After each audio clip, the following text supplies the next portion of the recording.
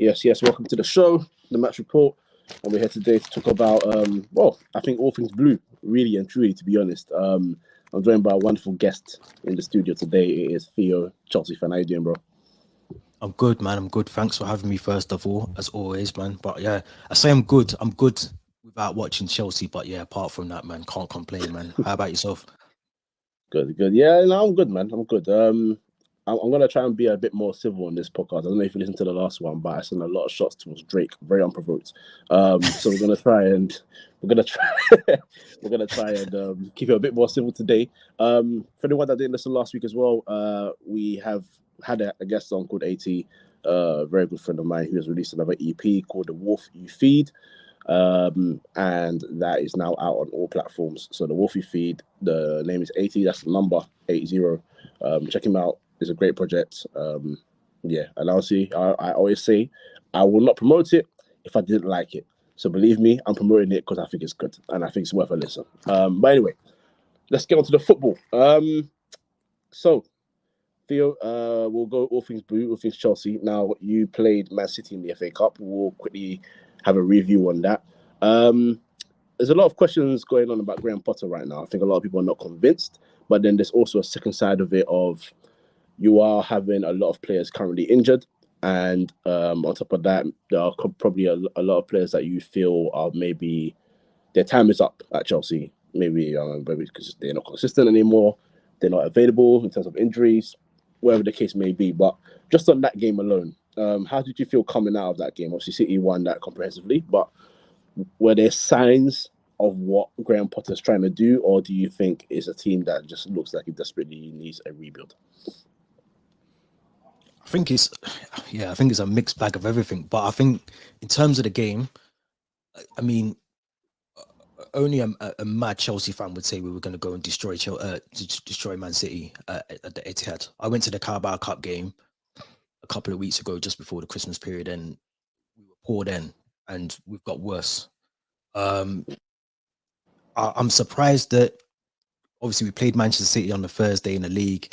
Carney Chukwuemeka, who I thought had a really good game, Dennis Zakaria, who I thought had a really good game on the Thursday in the league, not to feature or not to start, I should say, in a FA Cup game, which is your only real last chance of any real joy out of a season as a Chelsea fan. We're in the Champions League still, which is fair enough, but realistically, I think if you ask me which one do I think we can realistically win, I'd say the FA Cup. You look at some of the teams that went out at the weekend before we played as well. So, I mean, the game plan, I don't see it. I didn't see it. I didn't see what as Graham Potter told these boys to go out and do. Did he tell them to pass the ball sideways and backwards, which is what we ended up doing? No shots on target for how long? It's just, I don't see what the vision was. I don't see. I mean, injuries are playing a massive part. I think you just said that 100%. But even so, like, you're 1-0 down, you're in the FA Cup. So it's a respected trophy. Go out there and leave everything out there. Whether it's 11 kids or 39 Thiago Silvas, leave everything on the pitch. Yeah. Don't come off the pitch until you can't run anymore. And some of these players are not playing for the manager. They're not playing for Graham Potter. Hakim Ziyech, he wanted to leave before Graham Potter was even in. Mason Mount, I'm not sure how he got back in the team. He was injured on Thursday. He just walks back in the team. Carney Chukwuemeka back on the bench. Things like that doesn't fill me with joy with Graham Potter, because that's where you've got to be ruthless and say, look, Carney's played well Thursday. He's staying in the team. You need to work your way back in the team now. That's it. So me personally, I don't understand the approach to Graham Potter's ideas.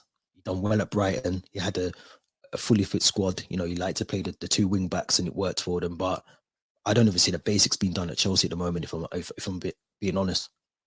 That's a fair point, actually. I mean, about the basics. But I was going to ask, because you make a fair point about Graham Potter and his sort of approach to games, his selection choices. They are very questionable. I'm looking at a lot of Chelsea games and I'm like, why is he starting? I mean, this game confused me because, he started a midfield of Mount and Gallagher, which really confused me. I didn't understand what the game plan was with that starting lineup. But regardless, the big question for me right now, before we get into the talk of a player joining your club probably by tomorrow, to be honest, Um, is he in control of? Or I mean, I don't know if you know, but maybe I'll see more your opinion. Do you think he's in control of who comes in and who goes out? Because it seems like since the new man has come in, the new owner under with Tuchel there now with Potter, he's sort of just splashed the money. I don't want to use the word recklessly. I want to be quite careful because it could be a game plan here. He could be looking and saying, we need to improve the squad. And to be fair, I mean, signing players like Fofana and Koulibaly to improve the backline makes sense. Someone like Cucurella is a young left back to replace Marcos Alonso, who didn't replace him. It makes sense. And also have a backup to Chilwell. I think Chilwell will be the undisputed number one. And obviously, Reece James doesn't need to replace him, but now he's having injury issues. I mean, it kind of makes sense. But do you think the managers are getting a say in this, or do you think this is the guy saying, I am going for the high profile, young and older talent and adding them to a squad that, I don't know, maybe trying to build another Galactico? I don't think Graham Potter's got a say. I'll be honest. I don't think he's the one that's got a list of players and he's give it to the technical directors now, and he's give it to Todd Bowley and said, look, these are the players I want you to bring in. I think what Todd Bowley's doing is he's probably trying to build a squad that if we do need to sack Graham Potter, whoever comes in needs to work with these players and should be able to work with these players. I feel that the players that we brought in, some of them, you look at the age of them, you look at the profile of them, they're very young. They could probably work under a multiple of managers. It's not like they're not particularly just for Graham Potter. So I think he's building for the future 100%. I think he's building a squad that he wants to see, the next 5 years, 6 years. He wants to see dominating like Man City have and United have in their period as well. But my worry is signing all these players, and imagine we bring in a Zinedine Zidane, we bring in a whoever, Pochettino, whoever it comes in, they're going to want their own list of players as well. Now you've already spent 346 million, I think, or something stupid along those lines since Todd Bowley's come in. That's only we're not talking a year, not 12 months. We're talking 6 months. Let's give him a bit of leeway. You're already spending close to £500 million on players, and you still haven't addressed, say, 50, maybe 60% of the issues at the club already. You haven't got rid of the players you need to get rid of. You've signed players, great, for the future. So if it's short-term pain, long-term gain, I can see maybe the process. Is Graham Potter the man to do that? Probably not. But at the same time as well, you need to have success now as well, because it isn't like the old days where you can afford to drop out of Europe for 2 or 3 seasons and then come back, just bounce back. City are doing well. United, Ten Hag, Casemiro, they're going to build a squad there. You can tell Ten Hag's there for the long haul. Newcastle are doing well. Even Tottenham, to an extent, like they're already set up to be a big club now. I know they've got their own issues and the manager, the owner doesn't spend, but they get the takeover that is being questioned on about them might get in a takeover. They've got the stadium already. They don't even need to do anything. They just need to build a squad. So my worry is that Chelsea will get left behind, and there's no guarantee that these youngsters that we're signing, they're all going to fit into the squad. We could be back at the Baba Rahman stage, the Danny Drinkwater stage. We could be, because they're all being signed. If you look at the way that they're signing the players, they're on 6-year deals. Yeah. Big wages, 6-year deals. They've got a longer deal than Graham Potter. Graham's got a 5-year deal. So if we sack Graham Potter in 2 years, Zidane comes in, Pochettino comes in. He says, I'm not keen on Carney Chukwuemeka, not keen on Kasaidi, or I can't remember, all the players that have come in. I'm not keen on any of them. Where are they going? They're on 7-year deals on nice wages. Yeah. Where do they need to go? Mason Mount is meant to be getting 300 grand a week. Where's he going? Sorry. Yes. Sorry. Sorry. Yes. That caught me off guard. I'm sorry. Yes. How much? Sorry? 300 grand Mason a week. Mount. How old is he? Mason, 23? he needs to be out the club. He needs to be out the club. And that's a harsh thing to say. He's a Cobham graduate and the Chelsea fan base love him. But like I said on my podcast yesterday, can you tell me his best attributes? Can you tell me what he brings to the game? if you had to pair him against, and I know they play slightly different, but if you had to pair him against Phil Foden, if I ask you about Phil Foden, you could tell me what he does and he brings to the game. Fair point. If I ask you that for Mason Mount, you'd struggle to name me 3 things that he does. It's a fair So point. It's a fair point. if he gets that deal, he's going to be signing a 5-year deal. Where's he going? He's not going. So the whole process doesn't make sense to me. The profile, the project, the plan, the process, it doesn't make sense to me because there's no approach. So sorry to answer your question. I know it's the longest way to do it, but I think Todd Bowley probably doesn't understand. He's obviously got really good stuff done in America, sports stuff done in America. It's slightly different over here. You can't be offering players 7-year deals. This is not the NBA or NFL. This is the FA, Football Association, England, where you offer the gaffer 18 months to see what he can do. You give your 3-year contracts out to the players. If they're not doing well, you move them on. So I don't know. I don't understand it, man. I think Todd's in charge. Technical director's in now. We'll have to see. Well, yeah. I mean, that is concerning. The wage that you just mentioned is still rattling in my head because I didn't think that he'd be anywhere near that. Honestly, that's an insane amount of money to be paying someone who has literally only in the last 2 years really established himself as a first team regular.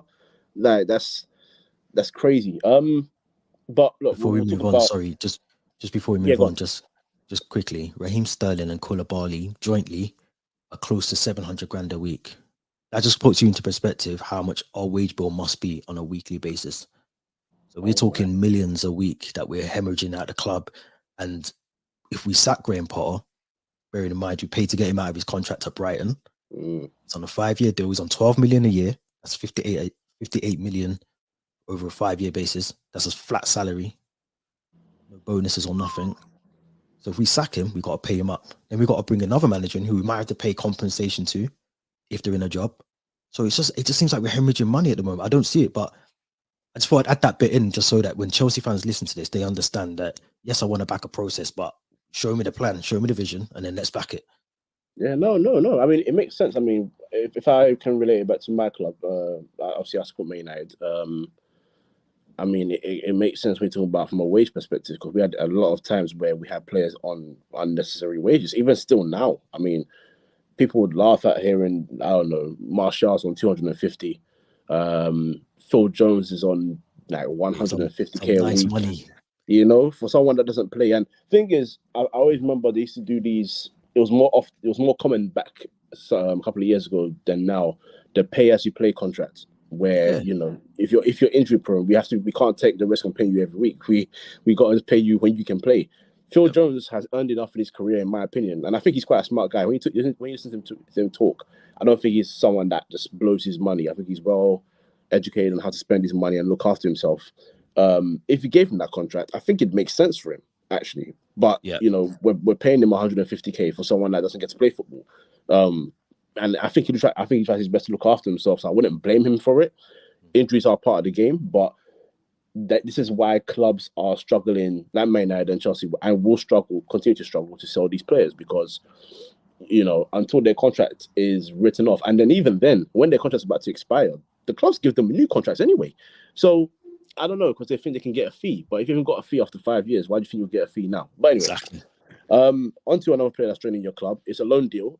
Now, I was a bit confused the wrong word. I think surprised would be a better term to use here about the terms of the loan deal. Now you're bringing in Joao Felix, who for anyone that's listened to me on any platform, I am a huge fan of that guy, and I was absolutely fuming when I got a notification on WhatsApp from the group chat saying that Joao Felix is going to Chelsea with a link attached to it. Quality footballer. Obviously hasn't had the best of times at Atletico Madrid. There is split opinion on that. People feel like maybe he hasn't done enough work on himself to improve there. Other people on the other side blame Diego Simeone and his approach to football. Doesn't help attacking players, so on and so forth. But either way, Chelsea getting a quality player. Now, the reason I'm surprised is because the loan contract is, I think, well, the fee is rumoured between 11 and 16 million pounds. So whatever that is, it's between those two fees. And there is no permanent option. But I believe he is signing a new contract to maybe lower the minimum release fee on his contract. at Right. Atletico Madrid. So I mean that would then save Chelsea. If it's down to, I don't know, about 80 million, Chelsea want to pay that, then so be it. Or if it's another club, so be it. But regardless, Joao Felix is joining Chelsea. That will be done, I think, by Friday maximum, or at least announced anyway by Friday maximum. How do you feel about Joao Felix joining the club? I mean, he's a good player. I mean, let's not. He's a good player, but he's coming into a team that is very disjointed. So Mm. I think for Chelsea fans, what they need to remember is that there's a lot of work to do in the squad, and he ain't gonna come in and just change things, and we're gonna be firing 4 or 5 goals and playing teams off the pitch and stuff. So I think he's definitely a good player. Concerning about the deal, I think more so because, like you just said there, about we're footing the bill for his wages as well. So we're paying 100% wages. There's no option to buy. It just seems a bit, again, the Todd Bowley negotiations are just like, yeah, we'll just take him. It's all right. Don't worry. We'll pay his wages. We'll bring him in. We don't want to buy him permanently, even if he might be really good. I mean, that's the worry. If he's really good and we're trying to build a squad, why haven't we got the option to buy? I just don't get that. So I think in terms of playing, I think he's going to come in and hopefully change something, not everything, but something. My worry is we still need to address a right back position. Right, Reece James is, one of the best right backs in the world on his day, but the injuries have hindered him a lot. So right back's an issue. I still think the Enzo Fernandez deal is a deal that we should be trying to get secure as well. And I think that to me was the bigger fish to go and get. That was the one that we needed to go and make sure we get that first. Joao Felix coming in, brilliant, but go and get Fernandez first, bring him in, then we'll look at that. So I'm happy he's coming in. Look, new players to me is always a good thing because it means that he's brought into, to an extent, he's brought into whatever Graham Potter or Todd Bowley have explained to him and told him that they want to do. He's brought into that. Like you said, I think United, I feel like it was Arsenal as well. There was another club that was involved with him, and apparently he's chosen Chelsea, which read into that what you do, whether it's the fact that he's getting away from Simeone and he just wants to London. I don't know, but read into it what you will. So I'm hoping that he can come in and just maybe give some of these players something to think about as well. Think about your role in the team. I don't know, but what do you think about him? Because I think I think he would have suited United. I'll be honest. Yeah, well, that was my hope because I think there's a centre forward spot in there for him. He's not the typical number 9, and I wouldn't expect him to play that role because I know what kind of player he is. I think his best position is sort of like number 10, but I know Bruno Fernandes will not drop that position anytime soon. But I think, look, coming into Chelsea, the point you made about the club being disjointed, this is something I was talking about yesterday with Daniel, who's a big Chelsea fan, and we were talking about the squad, and my point was there are a lot of players who I think are sellable, and you can see that in the way Chelsea play without the players that are, the injured players anyway, and the ones that are established. You can see that there's a lot of players that shouldn't be there, that can't play for the club anymore, no matter what the reason is.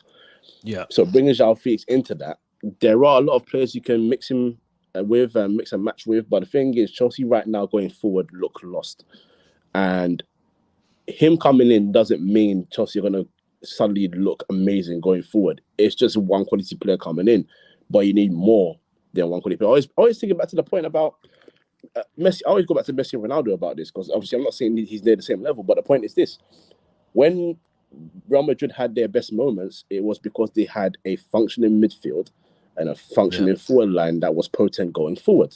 Chelsea don't currently have that. When Barcelona were at their pump doing their best, they had a functioning midfield that worked beautifully, and whether it was David Villa, Eto'o, Henry, Ronaldinho, Pedri, next to Messi up top, it made sense and it worked and it functioned well. You can't expect Joao Felix to come in and suddenly that means Aubameyang's also going to start firing again. Mason Mount might get goals in the game. Pulisic might suddenly improve. It doesn't work like that in football. And this is where it worries me about Joao Felix going to Chelsea. It could have happened at Man United as well. So I'm not going to say going to United after would have been the better move because it could absolutely work at Chelsea for him alone as an individual. But my biggest worry is he goes to Chelsea and it doesn't work out and there's suddenly doubt thrown on him again. And it's like the issues that he's having now were issues that Chelsea were having before he came anyway. Yeah, So I don't want to throw that judgment on him. But look, it's a loan, regardless. Will Chelsea? If Chelsea are smart, they have to secure a permanent deal in the summer, because I think it would be insane to pay £16 million for someone to come 6 months and immediately lose him to another club, because he's not staying at Atletico Madrid. I mean, he could stay, because apparently now the rumors going around that Simeone will leave at the end of the season, and Luis Enrique will come in, which I think Luis Enrique would suit Joao Felix, or rather the other way around, will suit Luis Enrique's style of football a lot more than Diego Simeone's. So I think Chelsea, this deal means even if there's no permanent or mandatory loan fee attached to it, you have to secure the deal. Because if you don't, that's £16 million wasted, no matter how well he does, because he's not your player in a permanent contract right now. Yeah. But I think you signed a good player. So I think Chelsea fans should be happy with that. As you said, good side, another player comes in, means things are trying to happen at the club. But how you use him, that's a question, and that's a big one for Potter as well. I think he's a Potter style footballer. Don't get me wrong. I just think the players around him are not Potter style footballers. So that's a big 100%. Exactly. We've got to remember as well, though, Lukaku is still a Chelsea player, so we can use him as a bargaining tool to try and send him to Atletico when his loan deal does, and he's not doing well at Inter either. So I forgot about him. Exactly. So did I, until someone reminded me yesterday that we still actually have Lukaku on the books. So I'm hoping when he comes back, or Aubameyang, one of the two, more likely Lukaku, we can send him to Atletico, and he's not going to want to come back, or is he? We don't know. Is he going to want to come back and play for Graham Potter? I can't see. I don't think he wants to. I don't think he wanted to move. So I'm hoping come summer we can use him as the you can have Lukaku, we'll keep Felix. Yeah, I think if I'm being honest, quickly on Lukaku, if he's smart, he doesn't come back to Chelsea. Simple as that. Oh, he can't. He can't. He won't. Yeah. He won't. He won't, and it won't work out after the interview. And just quite frankly, the fact that he's made it clear that ever since he joined Chelsea, he's still staying in contact with the people from Inter Milan. It tells you that his heart was never in the first place. He came here for unfinished business. If your business was unfinished, you wouldn't be concerning yourselves with other people. 100%. You can have friends in football, but talking about what's happening at the club when you are at another club, no, you were never serious. But we'll continue with Chelsea before we quickly go on to Gareth Bale. You've got a game on Thursday against Fulham. Now, this is a bit of a weird one for me, because usually coming up to these games, I'm not used to seeing Fulham above Chelsea in the league. So, and it's not, I know it's called a derby. I don't really call it a derby because it's quite a relaxed game in terms of, it's not North London. Yeah.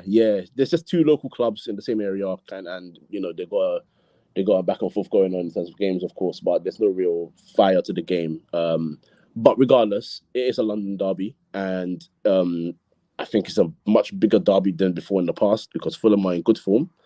And if they can win this game and open a gap to 6 points between them and Chelsea, that's a real statement of intent. Marco Silva is a manager who was doubted in the past. He's doing a really good job for Fulham at the moment. Mitrovic has already gone past his best goal tally in the Premier League in any season, so he's on fire. But regardless, Chelsea always tend to have Fulham's number. You're not in great form right now, though. Are you looking forward to this game? No, not a chance. No. Do you know what it is? I think I was saying this yesterday, that I think we're playing clubs above and below us. When I say above, I mean the Fulhams, not the Cities and Arsenals. Right. We're playing those teams, and like we've got Crystal Palace, I think, after Fulham. We're playing them the wrong time, because they're in form.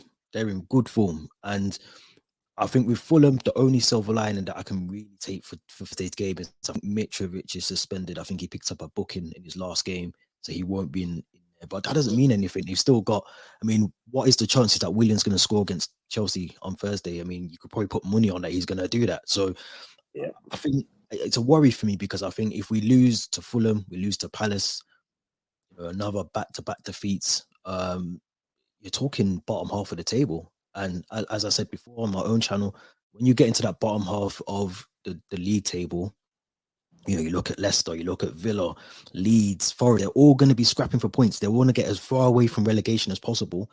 they see a team like Chelsea in the bottom half, they're gonna think we'll just take it to them. We've watched your season already. We know that your defense is a bit weak. We'll just bring the game to you. And then, so in terms of Fulham, I think I mean, I don't want to say they'll beat us, but I think they'll give us a really good game. They'll give it a good go. Question marks if we don't win, because especially after the way that we played against City in the league, I was impressed. I'll take some positives from that. But Yeah. to see the game against City in the FA Cup, there has to be another level that we can get to. We have to reach another level. We need to try and salvage something from this season. I'm not talking top four. I'm not even talking Conference League. I'd rather not get that. But I'm talking performances have to be better. They have to be, regardless of injuries as well. I'm sick of hearing every team's got injuries. Lampard had a transfer ban and brought you through and still got top four. So I get that circumstances, the cards that you just dealt with them, you got to get on with it. But performance-wise, we've got to be better. It'll be interesting if you start some of the new signings. We got to see a couple of them against City on Sunday, but it's more the play. I want to see a decent performance. I don't even care if we draw at the moment. I'll be honest. This season I'm checked out already, but I want to see a good performance. I want to see people fighting for the ball. I want to see people getting the ball in the right end of the pitch. I don't want to see Kepa and the heat map with Kepa and Koulibaly and Silva, and I want to see the other end of the pitch where we're taking shots on, we're attempting to get the goals, and then let's just build from there. So I think it's going to be baby steps. So good performance. At most, I'll take 3 points. I want 3 points, or at least a draw. I don't want another defeat on the cards. I think if Graham Potter loses Fulham and Palace, I think the board will have no option to question his ability. They'll have to question his ability after that, because then the end of the month it's Liverpool. It's Liverpool at the end of the month. So this is what I'm saying. We've got 3 league games that are difficult, and then we haven't even spoke about the Champions League yet. So get what I'm saying. We've got to win these games. These are winnable games, regardless of injuries that we've got, I think, in my opinion.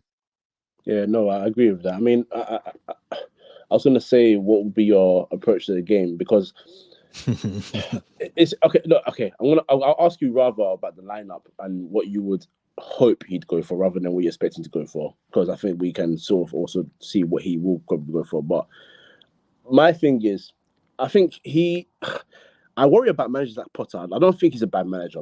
For anyone that's listening to this, I just worry about, and it's a lot of managers. There's a lot of managers that don't have the plan B, or they don't lack a plan B. And when I say plan B, it's not about just having like a different type of striker or a different type of midfielder. It's how you approach games, because you can't expect to dominate the ball every game. And knowing the players that you have out means the players that you want to play in your team and function in your team will not provide the same qualities that you would have from your favorite starting 11 or favorite starting midfield or whatever the case may be.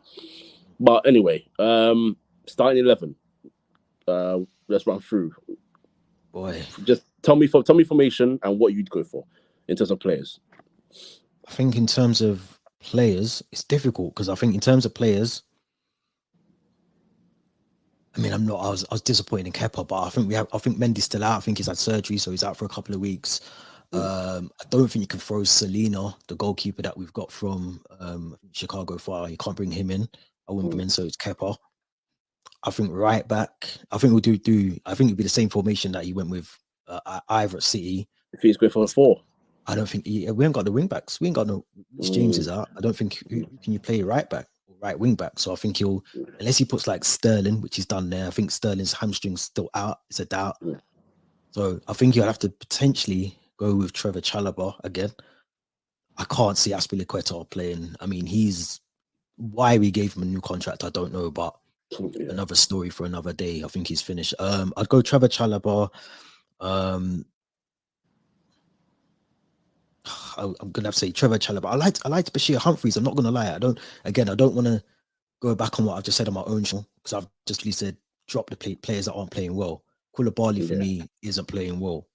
But then, am I gonna moan if we've got him on the? See what I'm saying? Like it's a thin line. So I think I would stick with Koulibaly. I know he's not playing well, but you're gonna go with a bit of experience at the moment and hopefully get you over the line. So Silva, Koulibaly is my centre backs. I think Lewis Hall, I'd keep at left back.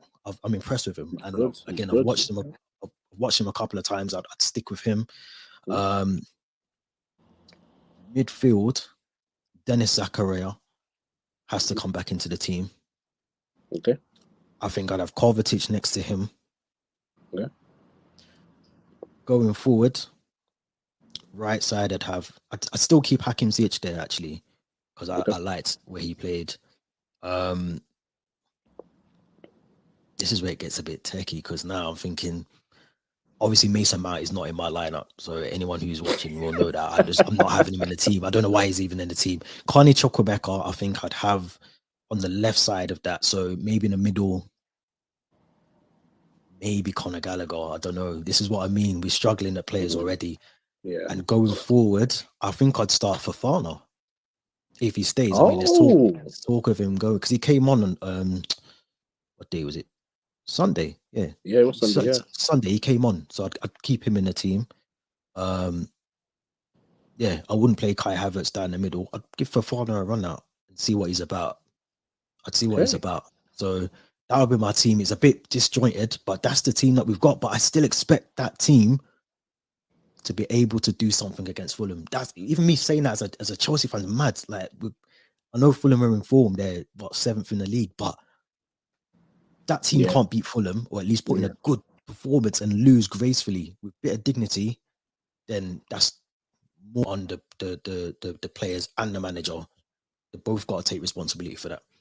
Yeah, no, I agree. And to be honest, I don't think your team's disjointed. I think that's a team with a plan. I think the midfield two of Zakaria and Kovacic makes sense. I think it makes sense.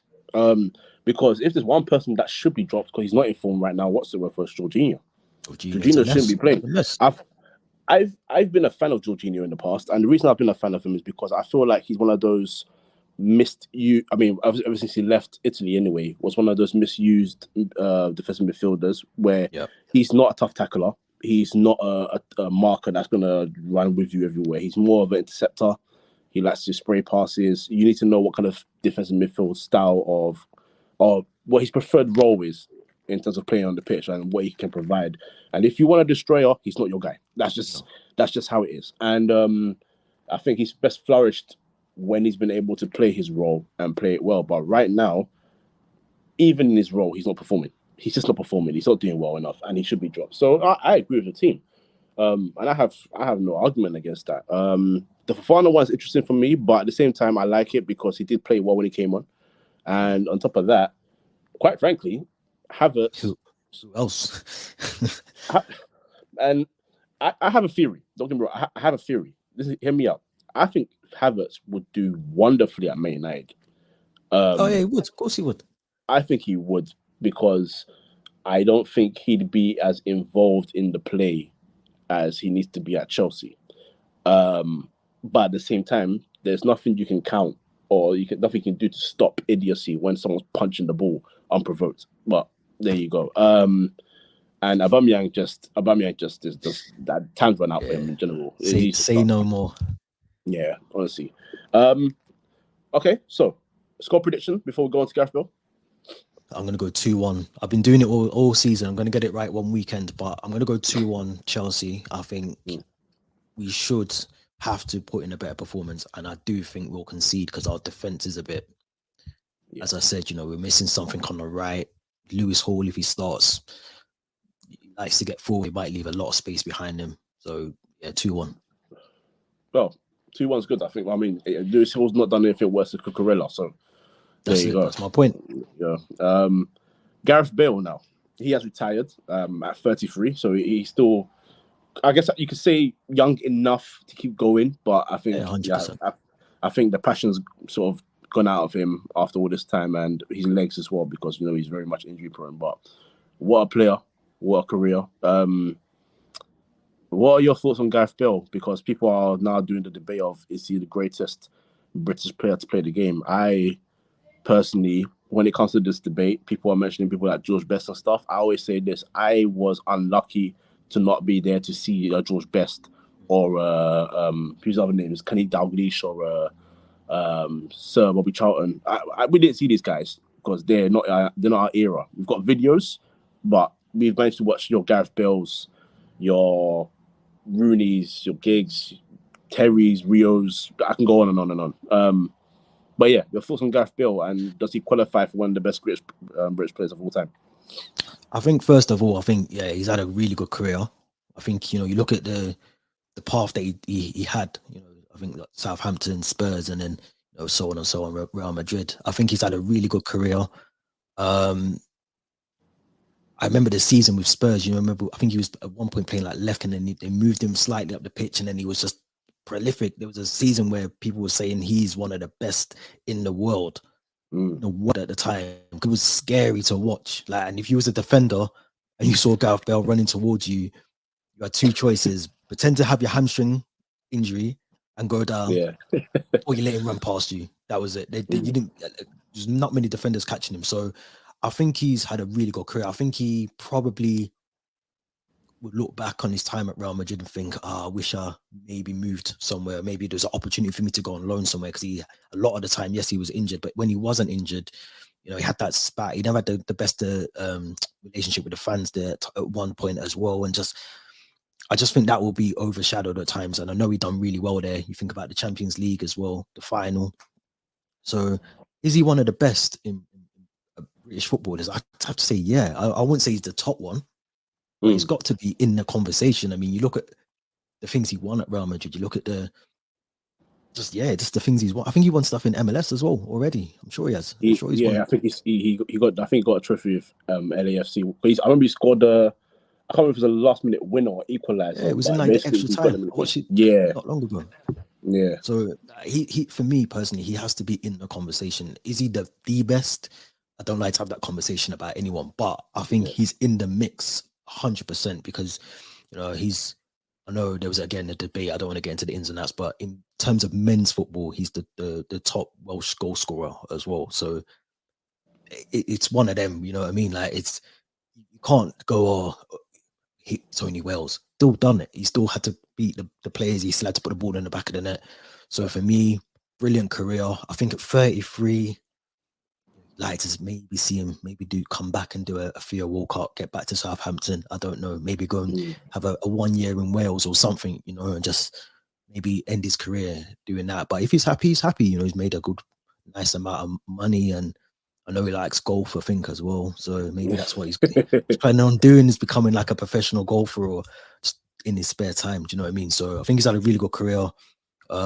Shows our age that we've watched his whole career kind of, and do you know what I mean? We've watched him as the youngster Gareth Bale, and now we've seen him as the retired Gareth Bale. So I think brilliant player, and I think he's definitely got to be in that conversation 100%. Yeah, no, I echo those words. I was watching his catalogue of goals just at Real Madrid alone, and I was like, wow, it annoys me, because I know what Real Madrid fans are like. I mean, if they have the temerity to boo people like Raul, Cristiano Ronaldo, Iker Casillas in the past, then Gareth Bale is no one to them. But you got to appreciate the players you have and what they achieve. And that Real Madrid squad was special, really, really special. Obviously, you can see by the accolades that they won. I'll say the moment for me that I realized Gareth Bale was world class was when they played West Ham, and he took a shot from about 30 yards, and the way it flew in. I remember I was at my mom's house by myself, and I screamed. I just screamed. I screamed, and I just went, "Nah, you're world class. You're world class." And I knew I screamed because my mom's neighbor, sorry, she's a Ghanaian woman, and she called my mom. Then my mom called me and said, "Oh, someone said you're screaming. Are you okay?" I'm like, "Oh yeah, don't worry. I'm watching the football. This is wonderful. It's a wonderful goal went in." But no, what a player, what a career. You said it for Wales as well. Not only with the goal scoring record, what they achieved in the Euros as a squad, he led that going forward. He was an inspiration for the Welsh national team anytime he played. Even when he didn't play, it was sort of like we want to get there so Gareth Bale can be in the conversation in the next tournament. So like how Argentina sort of look up to Lionel Messi, how the players, even though they're top players everywhere, they all about Messi when they win things. If Wales won an international tournament, they'd be talking about Gareth Bale rather than anybody else. But yeah, no, what a player, what a career. And yeah, man, enjoy golfing. What was the banner? Wales golf Madrid in that order. Hey, listen, Yeah. enjoy As yourself, well, man. though, as well, I think he's one of these players that even in the times when, like you said about the fans booing him, and he's never come out and said anything, or he's never, apart from the little banter things he does, but in terms of him, he's never come out and slated the clubs or said this and that. And I know he's on a nice bit of money, so keep your mouth shut, sort of thing. But he could come and make an issue out of it, and he never does that. He seems to be someone who just wants to kick the football, go home to his family, and just enjoy his life, swing the golf club. So you can't really disrespect him for that at all. Yeah, exactly that. The best thing I like about footballers is that when they are just living their life on a normal thing, even the most arrogant of footballers, Thierry Henry was so good, so arrogant, but you never heard him in his private life doing anything crazy. He just played his football, enjoyed himself, and lived his life, and that's why I like him. So, congratulations, Gareth Bale, on a wonderful career, and it was a joy watching you. As Theo said, we have watched since you started. Boy, that's crazy. That's crazy. Trust me, tell me about it. We've been there for Gareth Bale, Benzema, Ronaldo, Messi. It's too much, man. It's too much. But we've enjoyed, and that's the main thing. But bro, I want to thank you so much for coming on. Always a pleasure having you on and talking football with you. So for anyone that doesn't know, he's also started a new podcast. That I don't know if you want to plug that and yeah. What's going on? Yeah, 100%. Thanks for having me on again. As I said at the start as well, man, it's always a pleasure to come on and just try and talk Chelsea, as much as I don't want to do that at the moment. But yeah, the channels. So I've got a new one set up called Style of Play Football, which is up and coming. It's in its infancy. So again, Style of Play on Twitter at the moment. From the Shed End is the Chelsea account. So if there's any Chelsea fans listening, From the Shed End on Instagram, Facebook, and Twitter, YouTube as well. So make sure you subscribe to the YouTube channel as well and do all of that. But yeah, man, that's really it, man. Just the 2 pods at the moment, and just trying to focus on them. But yeah, man, it's been a pleasure coming on. Awesome, and for anyone that listens, they are 2 awesome listeners as well. Style of Play is a great show, so listen to that. And From the Shed End, yes, I'm not a Chelsea fan, but I do listen to all the channels. Trust me, I listen to From the Shed End. I listen to Cop and Fracas as well. On here, local fans in pain. It's lovely. But no, they're 2 great podcasts. So I would implore that you guys should listen to that.